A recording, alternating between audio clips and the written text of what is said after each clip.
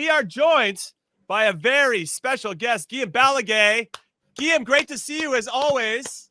All right, Jimmy, stop it! Stop that! Now. I love your. I don't even have the right angle for you. Look. No, look at that. No, it looks great. I kind of want to sit where you're sitting because that looks like a really comfortable couch / chair. So Guillem, a while back you wrote a book called Brave New World Inside Pochettino's Spurs that documented the 2016-2017 season where Spurs got second in the league that year. What did you learn from that experience? Because here we're all clamoring for more Mauricio Pochettino stuff now that he's been named as the U.S. men's national team manager. But what really stood out about Mauricio Pochettino to you? Let me start perhaps with the personal relationship with Mauri.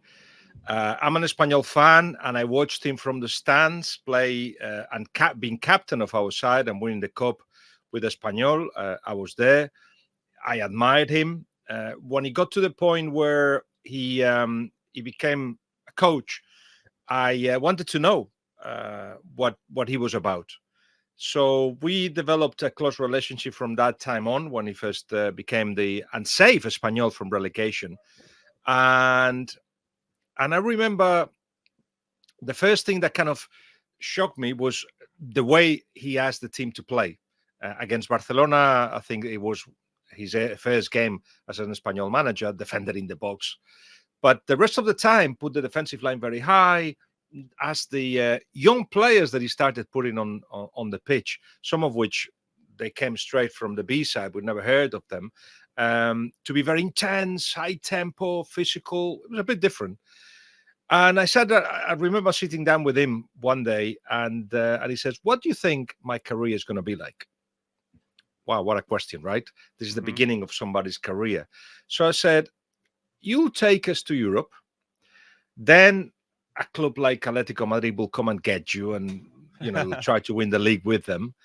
Perhaps an experience abroad, and then you'll come back to Espanyol to try to get us into Europe again." And he said, "Wow, what a mediocre career you think I'm going to have." And I thought, oh, okay. There is ambition there. And then the second story to tell you in regards of the book, for instance, is that he was so close to me, and I was there when they came to Southampton, spent lots of hours in the hotel where they spent months.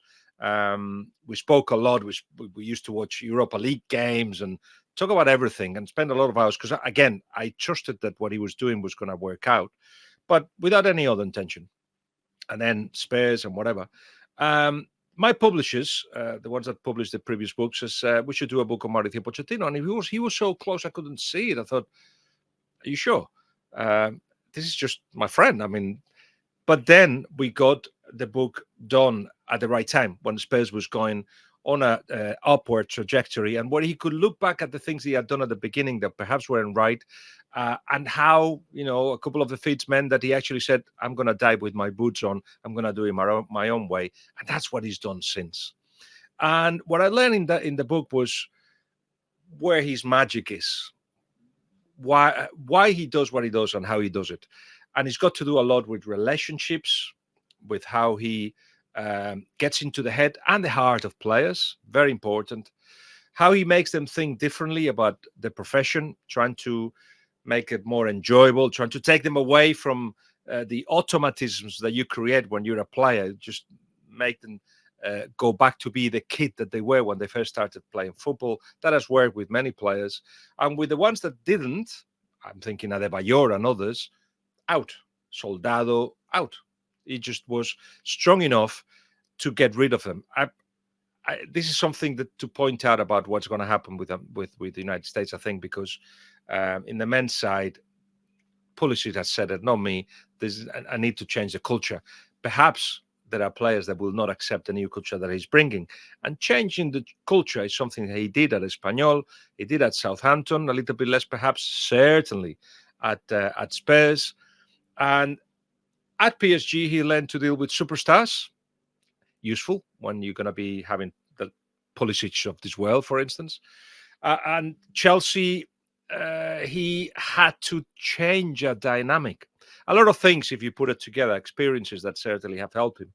And the other thing to say, before I forget it, is that once he got the offer from the men's national side, there was no other thing that interested him, because he felt for the first time after 2 jobs in which perhaps it didn't happen, he felt wanted. He felt that there was a plan that had to do with him.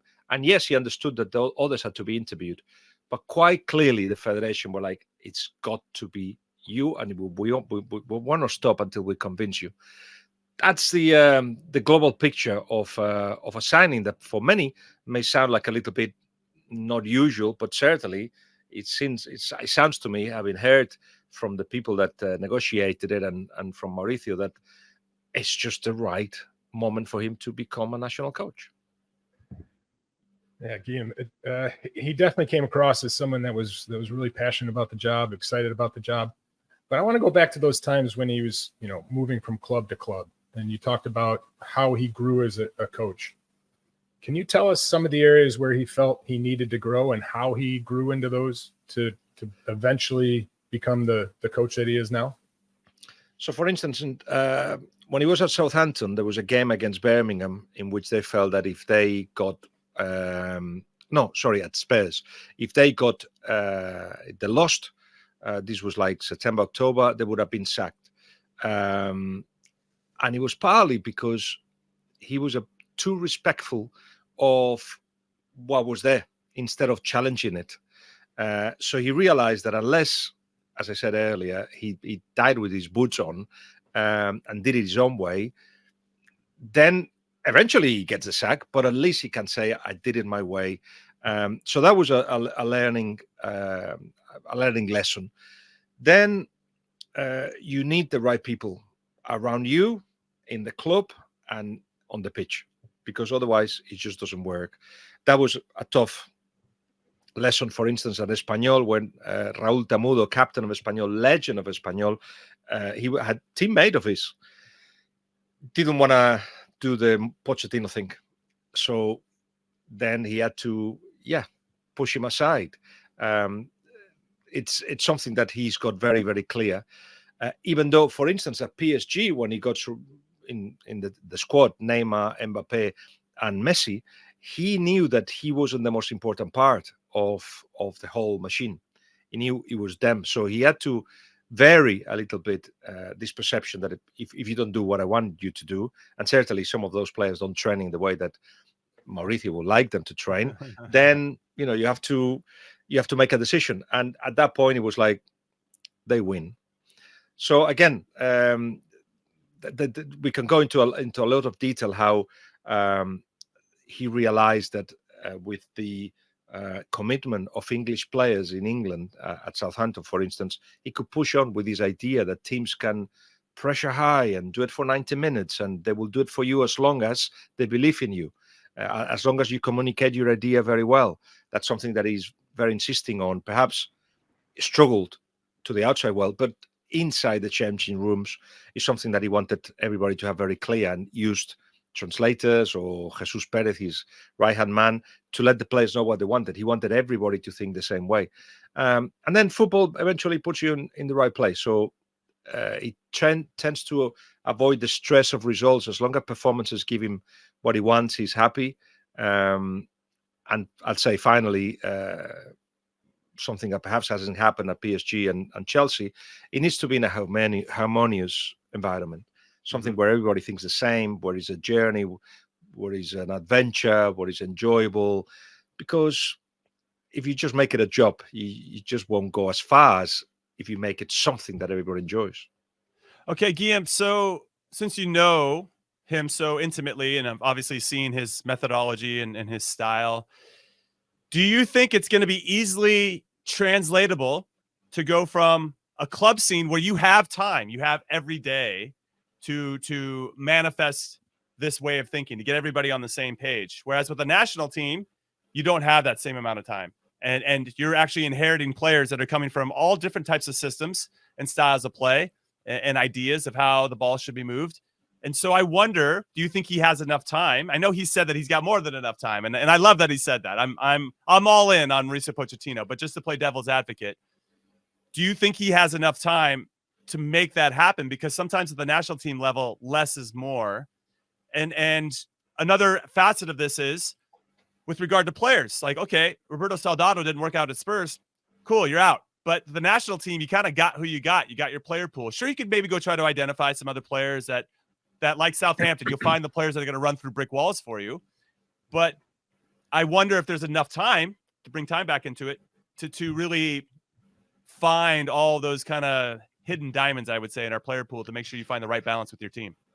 The first thing is a half full bottle man. So of course he's going to say, "I've got all the time in the world. Yeah, of course. I'm okay." Of course. But he's going to say it because he believes it as well. He genuinely thinks that there is a great opportunity to maximize the potential of a team that hasn't been maximized, and that links with the second part of the question. I mean, yes, it's true that unless somebody really doesn't buy his methodology, and then yes, whatever you call, you have to go. If everybody's up for it, and he will try to seduce them, he will try to conquer them. If he gets that, then he will push them in the direction that he wants. And if they do that, the amount of players that have improved under him. Now, you'd say, yeah, but still, he hasn't got a lot of time to do that. He's going to have to use time cleverly. He's obviously going to be based in Europe, I would say, because either in Barcelona or in London, because most of the squad play in Europe. So he's going to have to travel a lot. He's going to have conversations with them a lot. He's going to have to do the invisible kind of training where, sending videos, conversations, a lot of things that will put layers to his idea. I don't think anybody has got enough time at national level to make a big impact unless, and this is something that nobody's been able to confirm with me, but unless you are able to influence the whole pyramid of the federation. So, for instance, easy example, Luis de la Fuente in Spain, he was, of course, manager at youth level with Spain, and every team more or less plays the same way. So when the players come into the first team, they know what they have to do. Here, it's a different situation. So I've been asking, is part of his job to actually influence processes beyond the first team? At the moment, I haven't heard. I don't know if anything was said in the press conference, or it will be mentioned. But that, I think, is important, because that's when you get the time. That's where you get the ability to, but not in the short term, perhaps. There's a World Cup to be played, obviously. But if he can influence processes, then you'll get more out of him for sure. And if you think of the World Cup, the idea was very clear once it was proposed to him. If he was going to take a national coach job, he had to be with a national side that was a host national side on a World Cup, or a big one, or perhaps not even Argentina, because that's too close. But that was the thinking behind his decision. And when he's thinking of that, I'm not sure at that point he's thinking of how much time he's got. It's a prestigious job, one that lots of managers wanted. And he said yes because he felt the love, and obviously because he feels he can influence matters. We'll see if he has that much time as he says he has. I hope so.